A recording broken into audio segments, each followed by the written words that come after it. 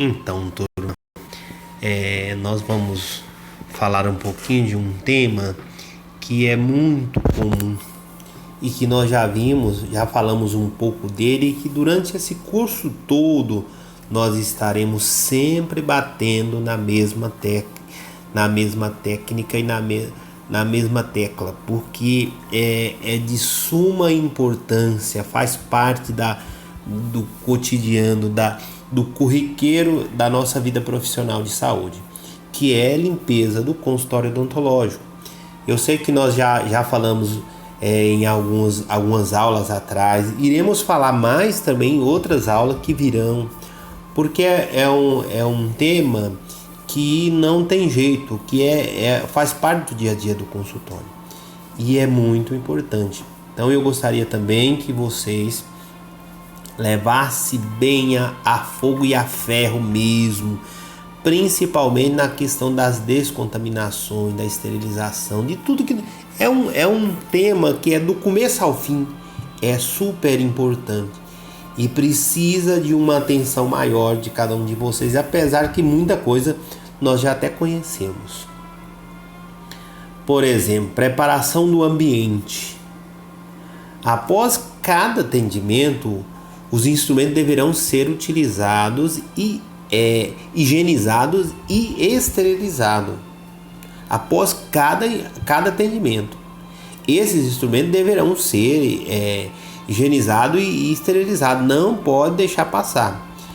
Esse material deverá primeiramente ser transportado para um local apropriado por meio de uma bandeja, para não correr o risco. Por exemplo, se você olhar bem de perto essa bandeja, ela tem muitos instrumentais perfuro cortante, ou seja, aquele que é capaz de cair no seu pé e cortar, furar e cortar o seu pé, ou então que cortar a sua mão. Então são instrumentais, sem contar também que muitos desses instrumentais pode estragar se cair no piso. Então precisa ter esse cuidado, ter uma bandeja para ser transportado.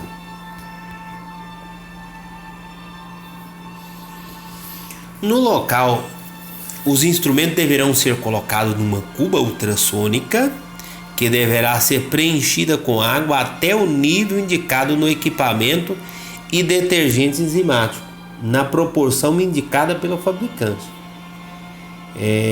Os materiais deverão permanecer na cuba por pelo menos 5 minutos. Pelo menos 5 minutos. Às vezes, em alguns casos, até se deixa mais, mas o recomendável é 5 minutos. Aqui nós temos o exemplo de uma cuba ultrassônica. Talvez algumas de vocês podem até ainda não conhecer, mas vai ter a oportunidade. É um equipamento para fazer asepsia, para fazer lavagem através de onda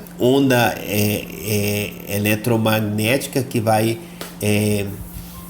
lavar esses instrumentos. É como se fosse um choquezinho que essa cuba vai fornecer.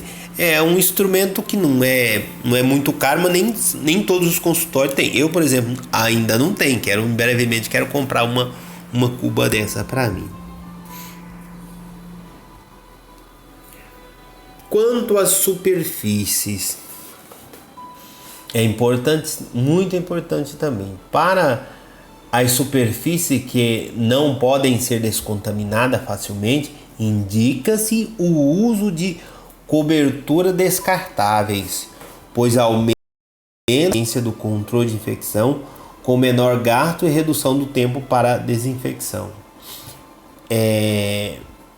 Para a gente entender melhor um pouquinho essas superfícies que não podem ser descontaminadas facilmente, ela deve ser recoberta, ou seja, deve ser coberta por um plástico ou por um microfibra de PVC, né, para facilitar o controle da infecção, que depois do procedimento é retirado todo esse processo. E também com um menor gasto e uma redução de tempo para a desinfecção. Porque você imagina, você removeu aquela cobertura, aquele plástico, aquele microfilme que está ali, ou o Rolopac, que é muito conhecido, né? Terminou o procedimento, você vai lá e remove tudo. É rápido, prático e ajuda na redução do tempo, do custo, da desinfecção, né? Todas as superfícies que são possíveis de contaminação e ao mesmo tempo de difícil descontaminação devem ser cobertas, inclusive as alças, os interruptores do foco, tubo alça e disparador de raio-x, filme radiográfico.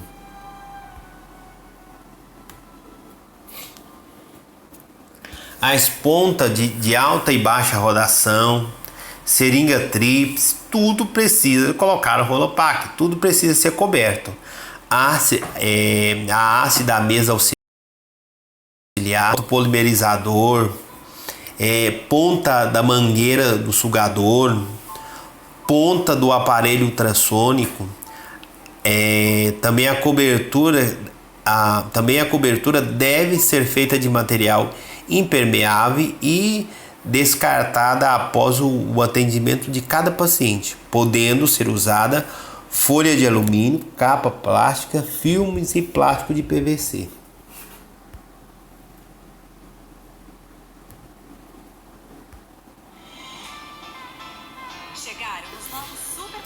Observação importante: o uso adequado das coberturas depende dos seguintes passos: colocação da cobertura limpa, preferencialmente com luvas ou, na impossibilidade, com as mãos limpas e sem ferimento ou lesões. Então, para colocar essas barreiras, nós precisamos, primeira coisa, colocar luva, preferencialmente com luvas. Ou, na impossibilidade de usar a luva, pelo menos lavar bem as mãos, deixar as mãos limpas e não ter nenhum ferimento ou lesões no dedo. Após o uso, remoção da cobertura utilizada com luvas grossas de borracha, aquelas luvas que nós vimos lá na aula passada. Fazer a repetição deste processo após cada procedimento. Descarte do lixo de resíduo do consultório. Eu já havia dito para vocês numa aula anterior a essa. Agora nós vamos começar a aprender como descartar esses resíduos, principalmente do consultório. Segundo a Anvisa, que é a Agência Nacional de Vigilância Sanitária, é classificado como os resíduos são constituídos por materiais cortantes, por exemplo, os objetos e instrumentos que contenham canto, bordas, pontas ou protuberâncias rígidas e agudas capazes de cortar ou perfurar. Aqueles instrumentais que eu acabei de falar para vocês na aula passada. Esses instrumentos, perfuro cortante, tem alguns outros também, precisa ser descartado no lugar certo, na hora certa, da maneira certa e com a identificação correta.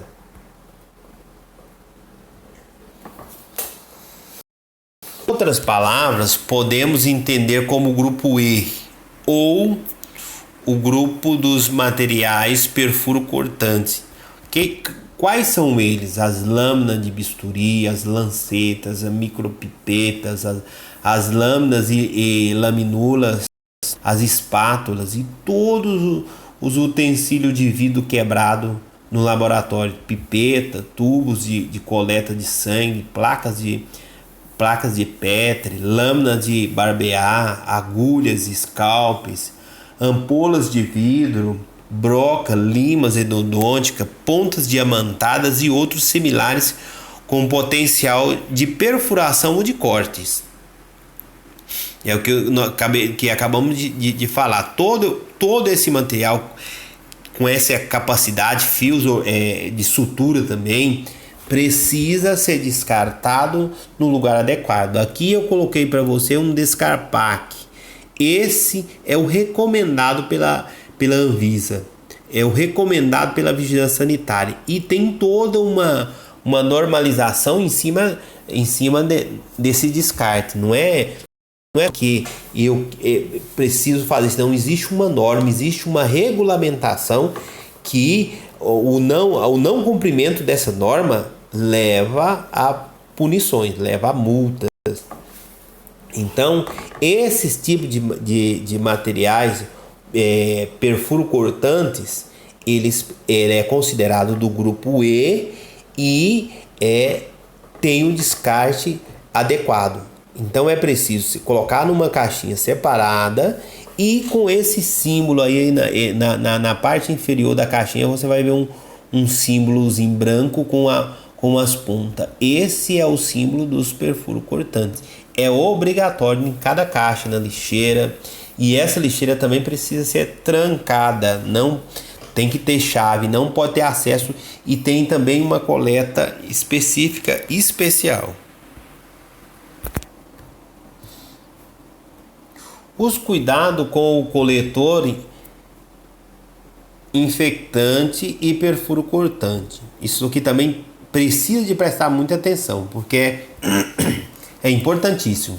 Apesar de já algumas partes lá, após o fechamento do coletor de material cortante, ele deve ser colocado em um saco plástico branco padronizado pela ABNT, pela ANBR 9190 e a NBR 9191 de 1993. Isso, lembra que eu falei para você? São normas, são legislações que precisam ser cumprido. Então não é só você pegar qualquer saco aí e colocar, não. É preciso, o fechamento do coletor de material perfuro cortante, ele deve ser colocado em um saco plástico branco leitoso padronizado, ou seja, que precisa ter esse símbolo que aparece aqui no canto direito. Nesse caso, deve constar o símbolo de material infectante, segundo a ABNT e a NBR. Agora a NBR que já tem uma outra nomenclatura, uma outra numeração, já é a de 7.500. E em seguida o saco deve permanecer em um local apropriado, aguardando a coleta especial. Não é qualquer coleta, você não pode colocar no lixo comum. Existe uma coleta específica. Inclusive, na maioria dos consultórios nós temos que pagar essa coleta. Essa coleta ela é paga. Existe umas pessoas que vêm umas empresas que você contrata esse serviço para pegar o seu lixo infectante, perfuro cortante.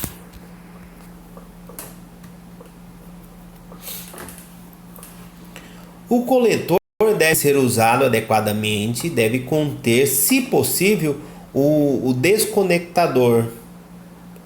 A agulha de anestesia pode ser desconectada no próprio coletor. Existe alguns tipos de coletor que você enfia a agulha lá e desconecta ela lá, já diretamente no conector.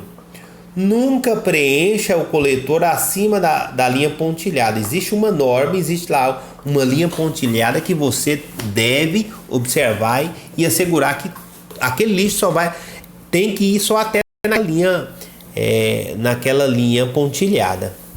Mantenha o coletor em suporte próprio. Você não vai colocar em qualquer lugar, ele precisa ter um suporte único dele. Nunca deixe o coletor no chão ou superfície úmida e passível de respingo de água. O lixo sólido, como gás, algodão, sugadores, campos e outros, devem ser colocados em saco plástico branco leitoso impermeável. Lembra que lá na aula passada eu falei um pouco disso também? Que cada lixo tem o seu destino. Existe o lixo infectante, contaminado existe o receptor dos perfuro cortantes, dos pontiagudos, né? E existe o lixo comum. Então, são coisas que precisam ser discernidas, que ser diferenciada uma da outra.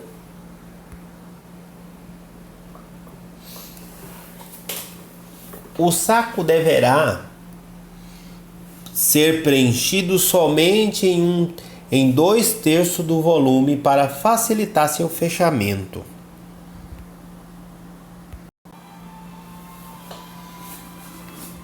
O saco deverá ser preenchido somente em 2/3 do seu volume para facilitar o fechamento. Siga o mesmo procedimento de rotulagem citado anteriormente. Ou seja, precisa ter aquele rótulo, perfuro cortante, aquele símbolo, é obrigatório, precisa estar ali também. As lixeiras devem ter tampas e pedais. O lixo comum, como embalagem, papel, lixo administrativos e similares, deve ser desprezado em saco de lixo comum. É o que eu já havia dito antes.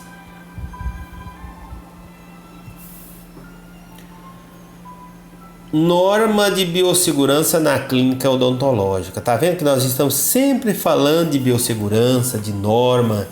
É porque isso aqui, é como eu disse para você no início, isso aqui é de suma importância. Isso aqui é o feijão com arroz do consultório, é o feijão com arroz do dia, é o dia a dia, é uma coisa que está intrínseca dentro dos consultórios, dentro das clínicas. Não temos como fugir. Inicia-se sempre com a lavagem das mãos antes de qualquer procedimento. Colocar gorro, máscara, óculos de proteção e jaleco. Meninas, eu gostaria aqui de chamar a atenção para essas 4 coisinhas importantes que não pode faltar e que é obrigatório dentro do consultório.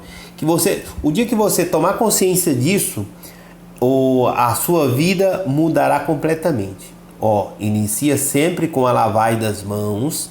Antes de qualquer procedimento, você vai colocar o gorro, máscara, óculos de proteção e jaleco. Isso aqui no consultório é fundamental. Isso aqui é a sua vestimenta do consultório. Então, para o consultório, primeira coisa é lavar as mãos. Depois você vai colocar o gorro, colocar a máscara, colocar o óculos e o jaleco. Depois, limpeza e desinfecção das pontas de alta e baixa rotação. Seringa tríplice, ponta do aparelho fotopolimerizador, bem como todas as partes do equipe de toque frequente. Ativar a caneta em movimento por 30 segundos. Isso aqui é uma rotina que com o tempo você passa a fazer automaticamente, mecanicamente. Você já chega no consultório e você já sabe que isso aqui é obrigatório, que isso aqui é a rotina do dia a dia que precisa ser feita. Às vezes você faz até mesmo sem sentir. Quando você já começa, quando você já está treinada no consultório, você faz isso aqui sem sentir.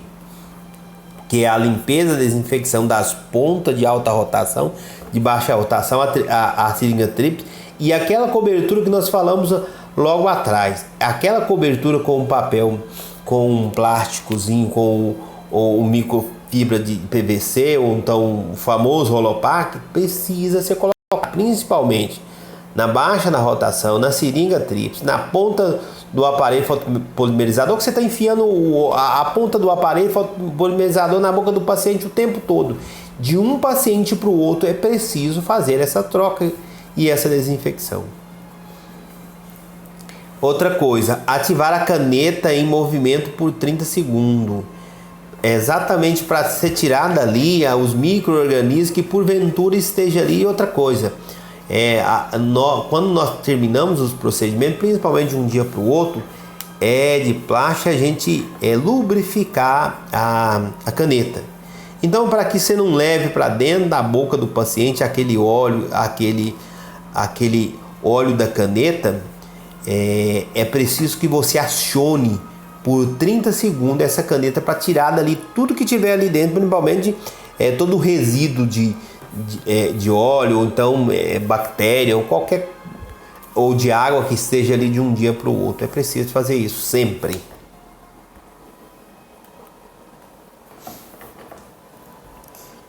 Enrolar as pontas e as áreas de toque frequente com cobertura descartável. Olha, tá vendo? Que volta a repetir praticamente a mesma coisa. As pontas e as áreas de toque frequente, que você está sempre pegando ali, você está sempre usando, precisa dessa cobertura. Colocar um saco plástico de sanduíche individual no porta-detrito. Isso aí é uma coisa que, quando a gente aprende a usar, é bacana demais. Esse porta-detrito vem uns de inox, que vem até com uma tampinha. Por exemplo, tudo que você está fazendo uma restauração, tudo que você tira ali daquela restauração, está removendo uma restauração de amálgama. Mas você não, quando você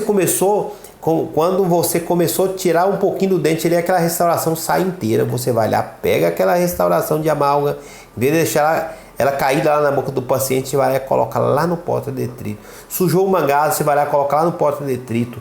Qualquer sobra que teve ali, você tira, vai colocar no porta-detrito, de forma assim que você vai trabalhar organizadamente no seu consultório e vai manter uma rotina, além de aciada, uma técnica que vai render muito mais o teu trabalho. E na hora da remoção também anda muito mais rápido. Outra coisa, colocar instrumentos estéreis na bandeja esterilizada. Os instrumentos estéreis tem que colocar numa bandeja estéril também, uma bandeja esterilizada. Colocar instrumento, termos sensíveis em solução esterilizante. Deixar por tempos estabelecido pelo fabricante e enxaguar com álcool ou soro fisiológico estéreis. No caso aqui, um exemplo é os tobetes anestésicos. Você vai fazer uma cirurgia, por exemplo, antes de mais nada você tem que colocar esses tobetes dentro esses.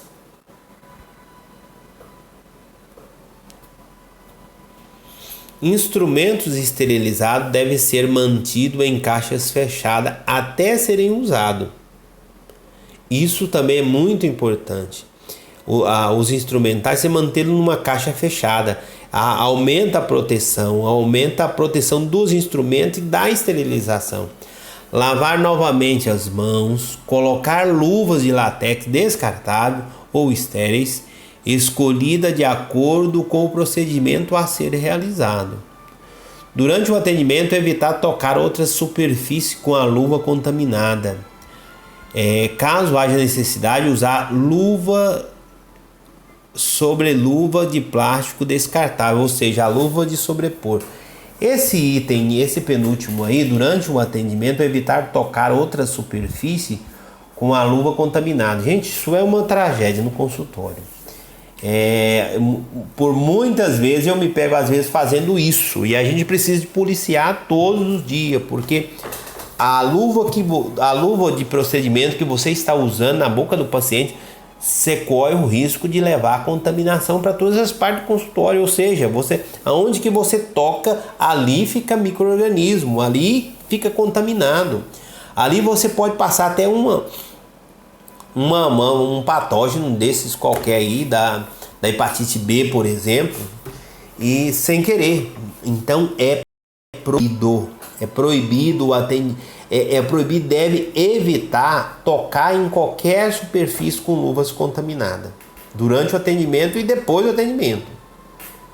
E caso haja necessidade, usar luva de plástico descartável, sobre luva. Você está com a luva contaminada, você precisou de pegar alguma coisa, existe uma luvazinha de plástico que ela é bem larga, então você deixa ela ao lado na bancada. Quando você for precisar de pegar alguma coisa, você enfia a mão dentro dessa luva, vai lá, pega, coloca na bandeja, vai lá aonde que a luva estava e devolve lá essa luva de sobrepor, ou seja, a luva de plástico.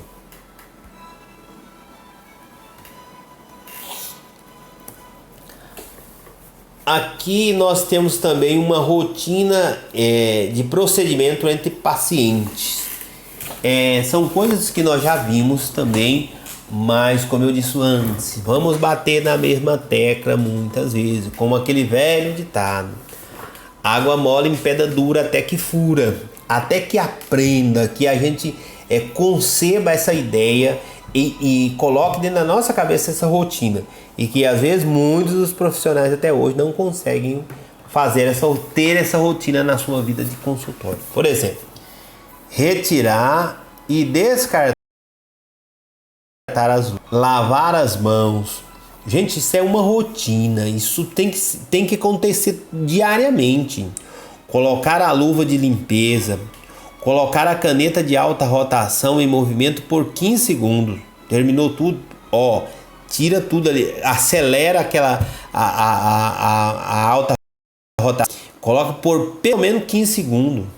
Retirar a cobertura descartável, lembra das coberturas descartáveis, daqueles lugares que você toca muito, que você pega muito, precisa ser recoberto. Então agora é o momento de você retirar essas coberturas descartáveis, vai te ajudar, vai agilizar o seu processo de limpeza. Depois, retirar o saquinho de lixo do porta-detrito. Tá vendo como é que é prático ali? Aquele porta-detrito, ele vem com um saquinho ali, você só fechou a boca daquele saquinho, tirou do porta-detrito, ponto, joga na lixeira contaminada. Remover os instrumentos cortantes e colocá-los em um recipiente próprio. Se você não tem um descarpac lá, você tem que ter pelo menos lá um vidrão lá daqueles bem protegido para você colocar esses instrumentos perfuro cortante, por exemplo. Depois, limpar e desinfetar a cuspideira, retirar o sugador e colocar substância desinfetante no sistema de sucção. Isso aqui também é algo que precisa ser levado muito a sério. Porque uma vez que você esquece, por exemplo, de desinfetar essa cuspideira, de retirar o sugador e colocar substância desinfetante no sistema de sucção, o que acontece? Primeira coisa, você vai acontecer aí uma contaminação cruzada de um paciente, vai passar para o outro paciente. Outra coisa, se você esquece de um dia para o outro de fazer essa asepsia na cuspideira, de retirar o sugador, de colocar um desinfetante, uma quiboa, por exemplo, no sistema de sucção, aquela água, aquele sistema seu ali, aquelas contaminações, aqueles líquidos que você tirou ali todo e ficou parado naquelas mangueiras no outro dia, ou, por exemplo, de manhã até no período da tarde, exala um mau cheiro horrível, terrível, capaz de assustar qualquer paciente, capaz de botar para correr qualquer pessoa de dentro do consultório. Então precisa ser levado muito a sério. Desinfectar as superfícies, lavar e secar os instrumentos e colocá-los para esterilizar. Olha, outra rotina importante, desinfectar a superfície, lavar e secar, não só lavar e secar os instrumentais e colocá-los para esterilizar. Retirar as luvas de limpeza, colocar novas coberturas, novas bandejas, instrumentos estéreis e depois lavar as mãos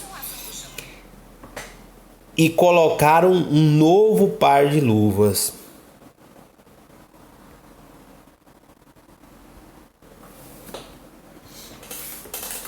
Etapa para o processamento do instrumental contaminado. Esse também é muito importante. Essas etapas também são muito importantes. A primeira dessas etapas é a limpeza dos instrumentos. Os instrumentos ou materiais devem sempre ser submetidos à desinfecção ou esterilização que garantirá a eficácia da remoção de sujeira ou materiais orgânicos de artigos ou superfícies. A execução da limpeza deve ser feita imediatamente antes da esterilização ou desinfecção, com os artigos e os agentes químicos e físicos. Quando a gente fala aqui de artigos ou superfícies, quando eu digo artigos, são os instrumentais, são aqueles artigos que você usa na bandeja, por exemplo, a superfície que você está sempre em contato com ela. Então, precisa essa execução da limpeza e deve ser feita imediatamente antes da esterilização e desinfecção, com os artigos e os agentes químicos e físicos.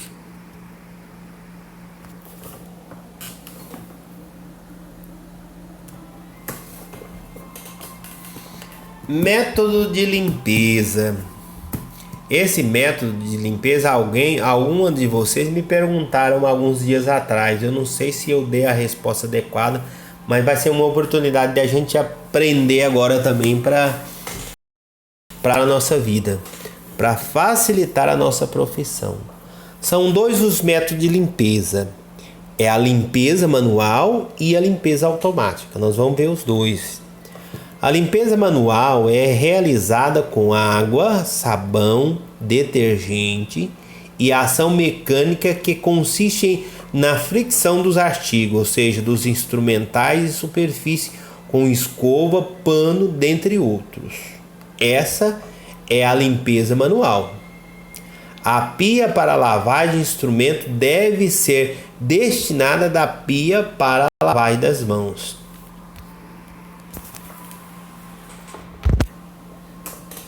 Já a limpeza automatizada por máquina automatizada específica para este fim.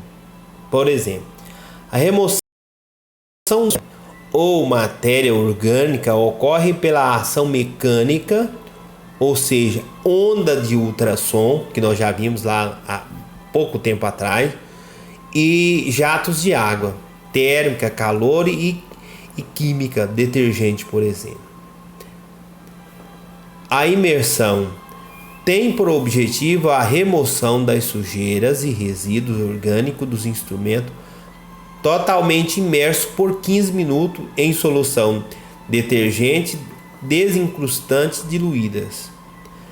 Depois enxaguar bem com água, dispensando a limpeza mecânica.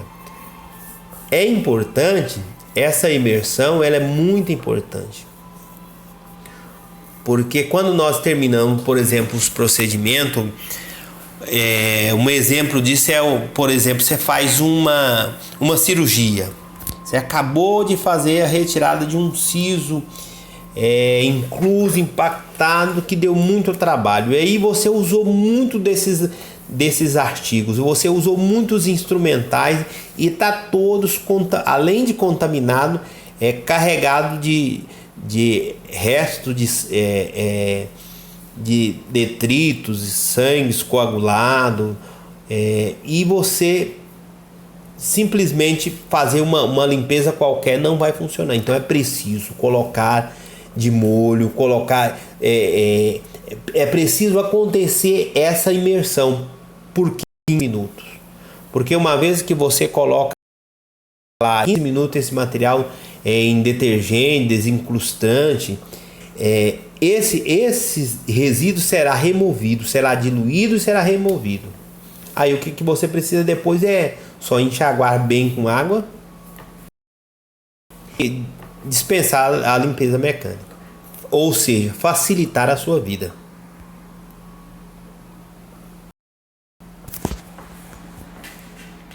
Em seguida, enxágue. Para o enxágue, após a limpeza ou descontaminação, utilizar água potável e corrente, ou seja, bastante água potável e corrente. Já a secagem dos artigos objetiva evitar a interferência da umidade no processo de esterilização e desinfecção. Quando nós não fazemos essa secagem, nós carregamos para dentro do autoclave.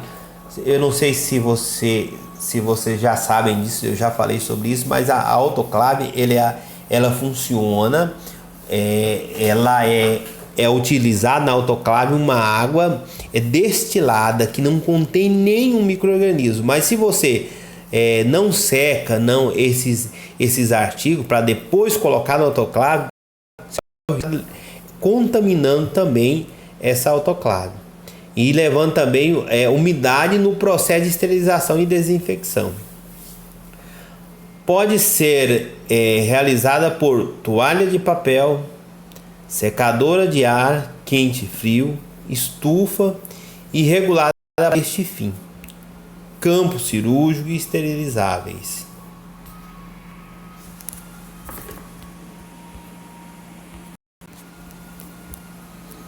Já o empacotamento, após a limpeza e a secagem do instrumental, este deve ser acondicionado para posterior esterilização em embalagem plástica, embalagem de papel plástico, papel craft, papel cirúrgico, lâmina de alumínio, caixa metálica, ou seja, colocá-los na caixa metálica para fazer a esterilização, e algodão cru. As embalagens podem ser encontradas no mercado em caixas com embalagens individualizadas e em vários tamanhos, em rolo, que deverão ser cortadas de acordo com o tamanho do instrumental, ou seja, com o tamanho da sua caixa, o tamanho dos instrumentais. Aqui eu coloquei para vocês aqui alguns rolos desse material plástico para fazer a esterilização. E temos também dois exemplos de seladora.